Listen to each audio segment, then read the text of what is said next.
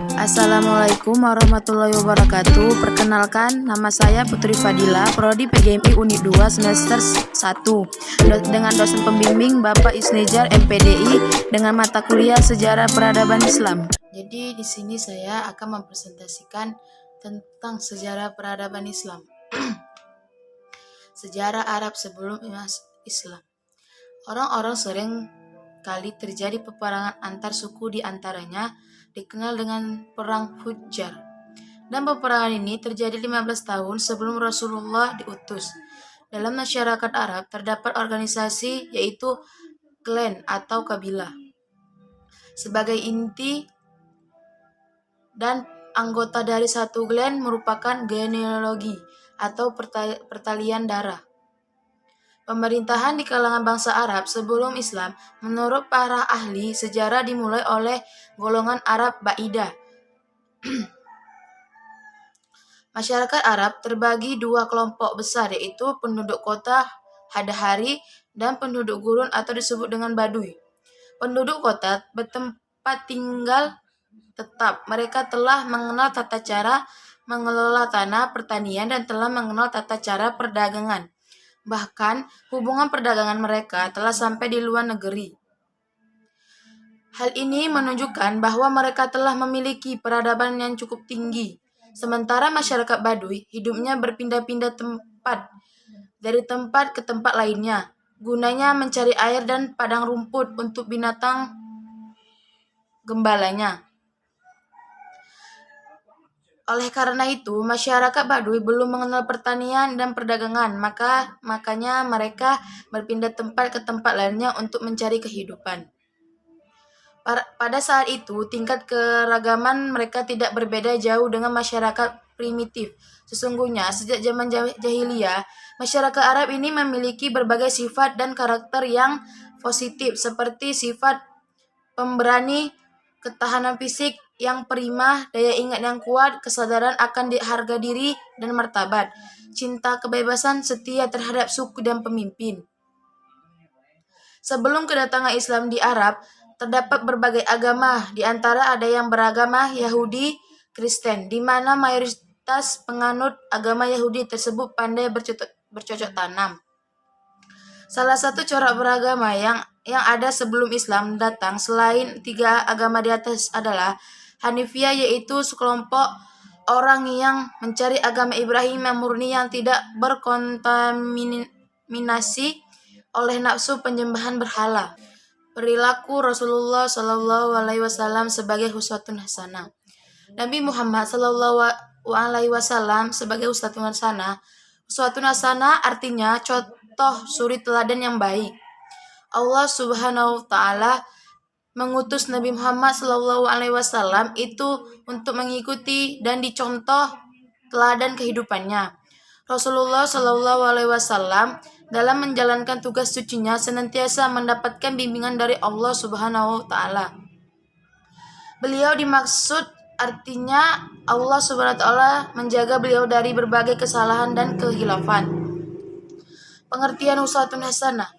Uswatun hasanah merupakan salah satu istilah dalam agama Islam yang mengandung beberapa pengertian, yaitu pengertian uswatun hasanah dari segi bahasa adalah suri tauladan yang baik, yaitu cara hidup yang dihargai, diridai oleh Allah yang telah dicontohkan Rasulullah Shallallahu Alaihi Wasallam.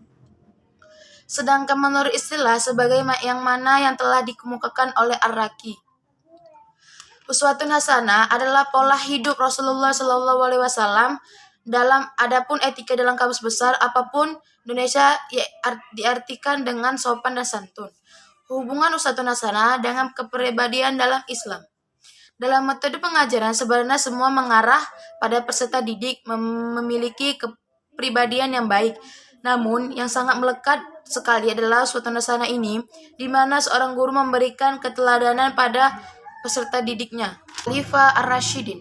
Mulai dari masa Abu Bakar sampai Ali dinamakan periode Khalifah Ar-Rasyidin. Para khalifahnya disebut Al-Khulafa Ar-Rasyidin. Khalifah-khalifah yang mendapatkan petunjuk. Ciri masa ini, para khalifah betul-betul menurut teladan Nabi. Setelah periode ini, pemerintahan Islam berbentuk kerajaan. Kekuasaan diwariskan secara turun-menurun. Selain itu, seorang khalifah pada masa Khalifah Rasyidin tidak pernah bertindak sendiri. Khalifah negara menghadapi kesulitan. Mereka selalu bermusyawarah dengan pembesar-pembesar yang lain, sedangkan para penguasa sesudahnya sering bertindak otoriter. Kedudukan sebagai khalifah kemudian disambut oleh putra Ali, yaitu Hasan, selama beberapa bulan. Namun, karena Hasan menginginkan perdamaian dan menghindari pertumpahan darah, maka Hasan menyerahkan jabatan kekhalifahan kepada Muawiyah bin Abi Sufyan. Dan akhirnya penyerahan kekuasaan ini dapat mempersatukan umat Islam kembali dalam satu kepemimpinan politik di bawah Muawiyah bin Abi Sufyan. Di sisi lain, penyerahan ini juga menyebabkan Muawiyah menjadi penguasa absolut dalam Islam. Tahun 41 Hijriah atau 661 Masehi. Tahun persatuan itu dikenal dalam sejarah sebagai tahun jamaah. Perkembangan peradaban Islam pada dinasti Umayyah. Pada dinasti Umayyah berlangsung selama 9 tahun. Dengan 14 orang pemimpin, ada beberapa bentuk peradaban yang tumbuh masa kejayaannya, di antaranya yaitu ilmu pengetahuan. Ilmu pengetahuan adalah ilmu qarat, nahwu, balaghah, tafsir, hadis, dan sejarah. Bangunan fisik. Bangunan fisik adalah istana, masjid, pengairan, irigasi, dan jembatan. Departemen pemerintahan. Departemen pemerintahan adalah keuangan, politik, keamanan, administrasi, pengantar surat, dan lain-lain. Proses dan perkembangan pembentukan dinasti Abbasiyah. Sistem pemerintahan dinasti Abbasiyah yang diterapkan berbeda-beda dengan perubahan politik, sosial, budaya, perubahan pola sistem pemerintahan dan politik itu.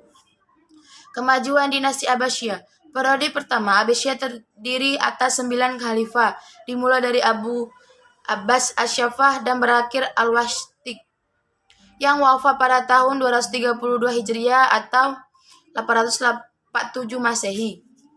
Periode pertama adalah periode terbaik karena ke-9 khalifah tersebut mampu mewujudkan 3 hal, yaitu yang pertama, mengokohkan sendi-sendi dinasti Abbasiyah dan menumpas seluruh usaha untuk merebut kekuasaan. Yang kedua, menegakkan hukum Islam yang relatif, berhasil menyatukan seluruh elemen masyarakat. Yang ketiga, melindungi Islam dan peradabannya. Faktor internal runtuhnya Bani Abbasiyah. Faktor-faktor penyebab kemunduran itu tidak datang secara tiba-tiba. Benih-benihnya sudah terlihat pada periode pertama. Hanya karena khalifah pada periode ini sangat kuat, sehingga benih-benih itu tidak sempat berkembang. Dalam sejarah kekuasaan Bani Abbas terlihat bahwa apabila khalifah kuat, para pementeri cenderung berperan sebagai kepala pegawai sipil. Tetapi jika khalifah lemah, mereka akan berkuasa mengatur roda pemerintahan. Di samping kelemahan khalifah, banyak faktor lain yang menyebabkan khalifah Abbasiyah menjadi mundur. Masing-masing faktor tersebut saling berkaitan satu sama lain. Kehancuran dinasti Abbasiyah. Dinasti Abbasiyah sebagai dinasti kedua dalam sejarah pemerintahan umat Islam setelah dinasti Umayyah. Dalam sejarah perjalanan mengalami fase-fase yang sama dengan dinasti Umayyah, yakni fase kelahiran, perkembangan, kejayaan, kemudian memasuki masa-masa sulit dan akhirnya mundur dan jatuh. Kemunduran dan kehancuran dinasti Abbasiyah yang menjadi awal kemunduran dunia Islam terjadi dengan proses kausalitas sebagaimana yang dialami oleh dinasti sebelumnya. Daulah Abbasiyah kurang lebih selama 5 abad, yaitu 750 atau 1258 Masehi. Pemerintahan yang panjang tersebut dibagi menjadi 2 periode. Periode pertama adalah masa antara tahun 750 sampai 954, yaitu mulai pemerintahan Abu Abbas sampai Al-Mustaqfi. Periode yang kedua antara masa tahun 954 sampai 1258 Masehi, yaitu masa Al-Muqti sampai Al-Muhtasim. Sekian dan terima kasih. Assalamualaikum warahmatullahi wabarakatuh.